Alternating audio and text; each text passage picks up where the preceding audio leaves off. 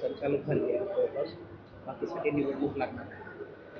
असाही आरोप होतोय की जी काही नेते मंडळी आहेत त्यांचे सगळे सोयरे किंवा नेतेच बिनविरोध झाले आणि बाकी कार्यकर्त्यांना नाही, हे आता जे काही बिनविरोध झाले आहेत, इतर जे इच्छुक आहेत त्यांच्या सर्वांच्या संमतीने झालं आहे ना. म्हणजे कोणाला करायचं न करायचं हा विषय जो आहे हा कोणा एका व्यक्तीच्या हातात नाही आहे. आणि जे काही इच्छुक उमेदवार होते त्यांच्या सर्वांची चर्चा करूनच ते बिनविरोध झाले आहेत. त्यामुळे तसा काही विषय नाही, कोणाचा कोण घेतला हा विषय नाही आहे.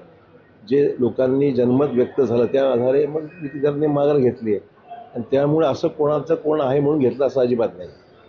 शरद पवारांचा पक्षही एनडीए मध्ये येणार आहेत अशी चर्चा सुरू आहे. जयंत पाटलांनी भेट सुद्धा केली. तर सुप्रिया सुळेंचं स्टेटमेंट काय कंडिशनल काही काल वाचलं मी, तर मला वाटतं की आलं तर स्वागतच आहे. नवीन काही आता विस्तार होणार आहे केंद्रामध्ये स्वतः त्याची माहिती कोणालाच नाही.